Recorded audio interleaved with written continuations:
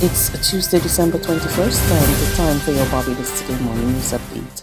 Government has no ability to interact with the private finances of citizens, so maintains Minister in the Ministry of Finance, Minister Straughn. He made the comment as a General Secretary of the Unity Workers Union, Senator Caswell Franklin, investigates reports of alleged interference with the finances of striking nurses. The government has no ability whatsoever to interact with anybody's bank account. There's nothing that I can think of from the Treasury side that would interface with someone's bank account. Now, obviously, given the persons were on strike and the Prime Minister read the specific clause in the legislation as it relates to payment, then the payroll will have been run accordingly. Once monies are transferred to someone's bank account, it is up then to the specific financial institution to discharge that, because at the end of the day, so long as the funds are available to be deposited, which they have been and they are, the government does not have any capacity at all to deal with any administration on anybody's bank account. 3 Barbadians, 2 residents of St. Lucie and 1 from St. Philip, were overjoyed when they received new homes on Monday. Their houses were destroyed by Hurricane Elsa and the Frick storm earlier this year.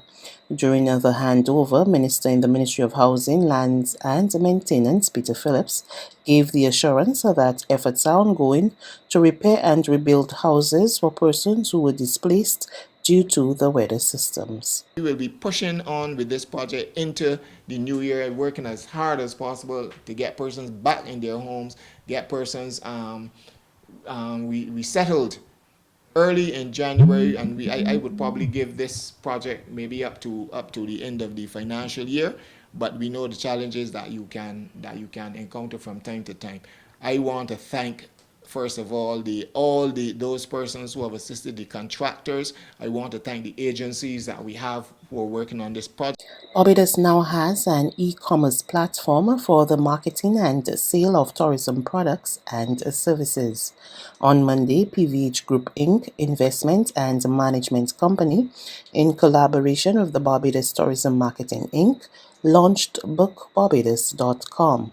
Founder and executive chair of the PVH Group, Peter Harris, said the idea was in train for more than 10 years, and he thanked the Prime Minister Mia Mottley, the Minister of Tourism and International Transport, Senator Lisa Cummins, and the BTMI for supporting the project.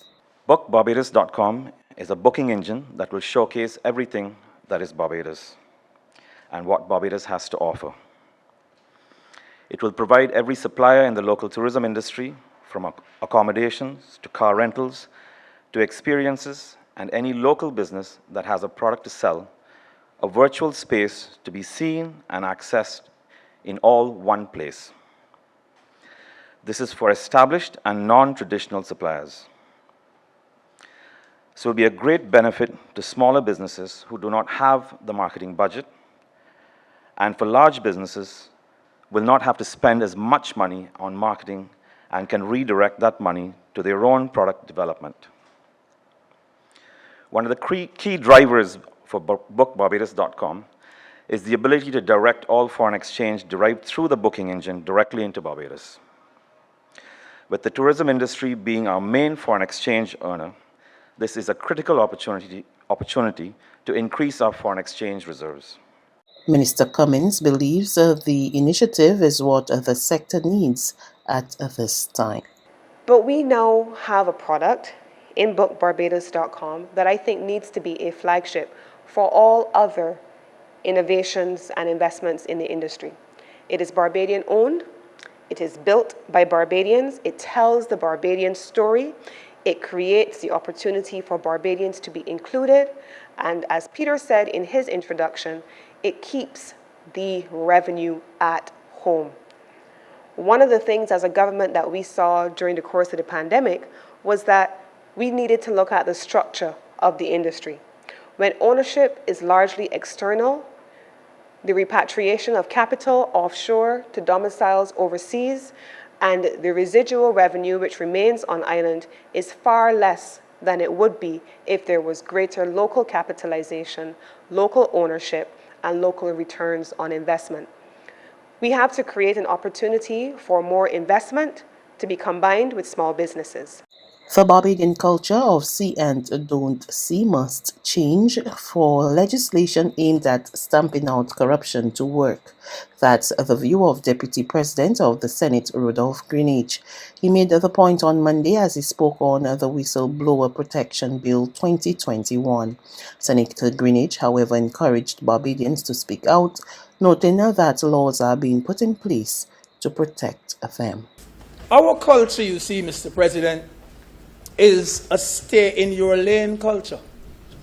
Whether we like it or not, our culture is a stay-in-your-lane culture. Our culture, Mr. President, is a see and don't see culture. Sir, our culture is a hear and don't hear culture. Our culture, Mr. President, is turn a blind eye whenever you can. And that is where we are going to have a fight. You see, Mr. President, the combination of that preferred silence and indifference will be the biggest obstacle to this legislation. We belong, Mr. President, to a don't rock the boat culture, whether we like it or not. That is a fact.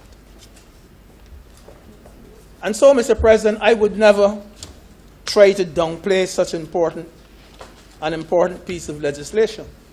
In fact, sir, I would join and encourage all Barbadians to speak out, particularly now that they can be guaranteed protection under this legislation. There's regional and international news after this short break. Hi, my name is Christian Paul. I'm the country manager of BCIC here in Barbados. When the COVID vaccine first came out, I thought it was an interesting and a potentially successful way for us to navigate our way out of the pandemic and a return to some state of normalcy. I took the vaccine because I have a young family. I want to make sure that they are safe and protected. I have friends, extended family, and obviously I work here with colleagues, so I thought it was a good way to help protect them and to keep them safe, as well as myself. I would encourage others to take the vaccine because I know that you can still transmit the disease even if you're vaccinated, but the chances of being severely ill or worse, dying, are significantly reduced. Let's roll up our sleeves and get back to living.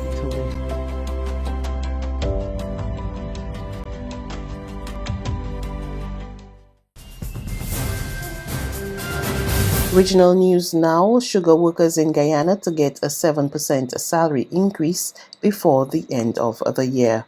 Vice President Barak Jagdeo made the announcement on Monday. More in this report from News Source, Guyana. Jagdeo met today with the Guyana CEO, Sesnarayan Singh, the Guyana Agricultural and General Workers Union, GAWU, and the Minister of Agriculture, Zulfikar Mustafa, to finalize the increase. As you would recall, in April, when I met with the sugar workers who were terminated, I indicated that apart from the $250,000 grant that we were going to give for those workers who were terminated, that there would be a salary increase for the sugar workers this year. The government has dodged questions about whether workers who were rehired by Guyana were also paid the recent severance cash grant. Severance packages had already been paid to the sugar workers under the previous government when it closed some of the estates down. Although the previous government pumped billions of dollars into the sugar industry, Mr. Jagdeo said the salary increase to the sugar workers is to correct a wrong that was done by the previous coalition government. He added that no increases were given to the sugar workers during their governance. And I promised at that time that whatever the public servants got, the sugar workers would also get. And so we've decided that a 7% increase will also be awarded to the sugar workers. The 7% payout will be made before the end of the year, the Vice President said. And finally, the head of the World Health Organization, Dr. Tedros Ghebreyesus, is urging people to take all necessary precautions to protect public health as the Omicron variant spreads globally. His comments came on the heels of a declaration by health experts that Omicron is now the dominant variant in the US. All of us are sick of this pandemic. All of us want to spend time with friends and family. All of us want to get back to normal. The fastest way to do this is for all of us, leaders and individuals, to make the difficult decisions that must be made to protect ourselves and others. An event cancelled is better than a life cancelled.